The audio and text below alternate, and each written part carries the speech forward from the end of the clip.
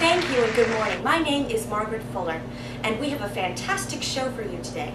But first, I'd like to talk to you about some of the changes we're making here at KEAC. At KEAC, we abhor the message of intolerance and hatred that so many of our fellow networks spread. And in light of the falling ratings and biased garbage that was in the KEAC news show, Miss Scarlett White has been fired, and the network decided to create a new show for women, by women. And I am so honored to be the host.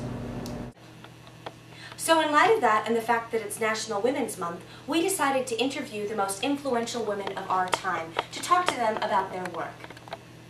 First, I would like to welcome my good friend, Miss Susan B. Anthony. Good morning, Susan. Thank you so much for being here. Thank you for having me. So talk to us about your new publication, The Revolution.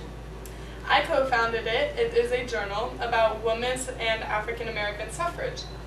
We felt that the male dominance in the world was just overwhelming the women's say, and so we thought it was about time for the revolution. Along with suffrage, we talked about the equality between women and men, and we mainly focused on the pay. I mean, we all work the same amount of hours, and it's not fair that we wouldn't get the same amount of pay. I completely agree. And I also read in one of your issues, you talked a little bit about the temperance movement. Could you please enlighten us a little bit more on your thoughts about that whole movement? Yes.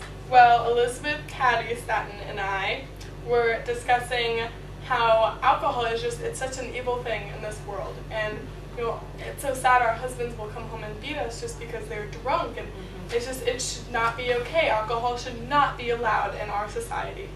Well, and you see these children who go out and buy it for their parents, and then a lot of them use it themselves, and it's just so degrading to society. Now, there are some members of the temperance organization, like Miss Carrie Nation, who I think, watch this clip and tell me what you think.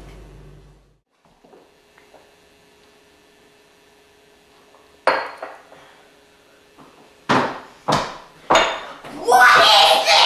Oh, wait, come on. You're all going to hell for this evil sin! Ah! No! Ah!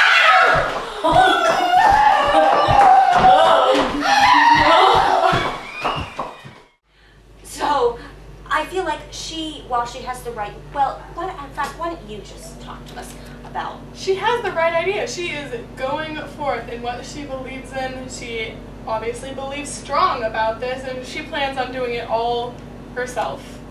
Yes, so more power to her as a woman. When we come back, we have an interview with Jane Addams. Tired of your normal corset putting pressure on your hips while you ride your bicycle?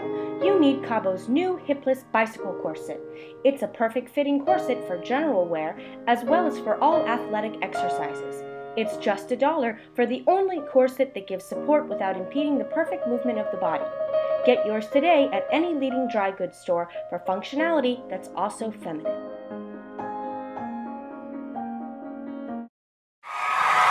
we're back with activist Jane Addams to talk to us about the Hull House and other settlement houses that she's established. So tell us about these houses and how they got started. Well, I started these houses for several reasons. To teach immigrant women how to assimilate into American life and styles, to expose the social misery, to hopefully make Congress start legal action against these conditions, and then also to build women's power. Oh, okay. So when you say about helping immigrant women, is this tying into the idea of Americanization and helping them sort of, like you said, assimilate? Yes, it ties into the idea of immigrants assimilating into American society by culture, technology, business, and more. Oh, okay. So you've mentioned in some of your previous writings and interviews the idea of the social gospel of yours. Could you talk to us more about what that is? Yeah, it's about, social gospel is basically the idea of people going out and helping other people. And this ties into the idea of the settlement houses by we are helping other people to form into American society. Okay. So when you're talking about expanding the power of women, you're talking about women's power. Okay. Like you mentioned earlier, something about women power. Can you expand on that? So when you mentioned the idea of giving women these equal rights, you're talking about this idea of increasing women's power. Could you expand on this? Well, I believe that women should have the same rights and responsibilities as men do. We are, the only difference between the two of us is gender, and there should not be a unequalness, I guess you could say, about which gender or who has the dominant gender, because women can do the same things men can do. I completely agree. And do you feel the same way about this growing African American sentiment that sort of articulates the same thing about their equality with all white men and women? Yes, I completely support the ongoing African American movement. I believe they should have the same rights as we do. They are no different, only their skin color. I completely agree. Now, I know that you've mentioned previously your support for boxer Jack Johnson, who is the upcoming heavyweight champion. So talk to us about your support for him. Oh yes, I love Jack Johnson. He is making a huge difference in the world. He is proving that white males do not have the dominance in every trait in a human being. He's, in a way, I support him because he is showing an African American dominance, but he's showing that white males do not have the complete dominance in every trait. Right. It's kind of like he's setting an example also for a women's movement, because if an African American can do it, why can't a woman do it? They're movements that are helping each other out. Well, he's defying the idea of male superiority being tied to something genetic, which I think is very encouraging. And well, he's certainly a very talented fighter. And up next, we have an exclusive interview with activist Margaret Sanger right after the break. So to end our broadcast today, I would like to invite my longtime friend, Margaret Sanger. Hi, it's so good to see you. It's so good to see you. Thank you so much for being here. Thank you for having me. So, talk to me about the Comstock Law. I know you're very passionate about how it contributes to the society and the effect that it's having. Well, as we all know, the Comstock Law made it illegal to promote, for example, through publications of writing or even talk about contraceptive devices. And I, for one, am completely against it because it promoted unsafe and illegal abortions and, worse, female infanticide. Exactly. Well, and for the record, we actually had to get special permission just to even talk about this today in the interview. But thankfully, KEAC is a very understanding network now. So talk to us about one of your most important attributes, or the most important attributes that you see sort of in this issue.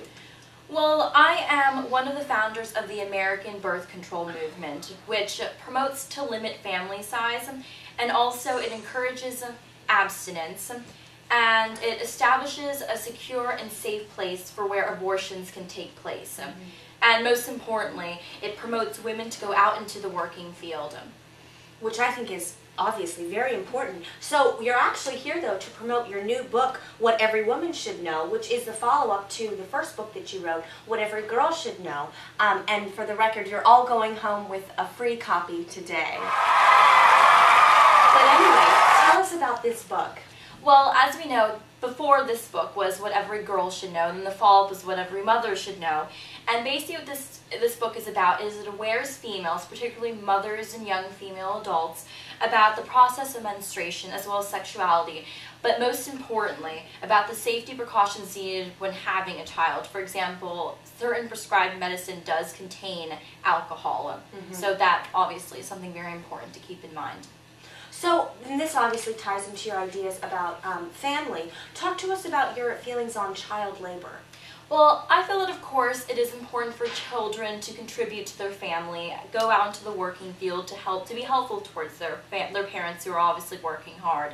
But, however, they are subjugated to horrific working conditions, and they're working in an environment that obviously neglects them, and the working conditions are horrible. And obviously these working places further support compulsory ignorance, which forces a child to not attend school but rather go to work. Well, thank you so much, and that concludes our broadcast for today.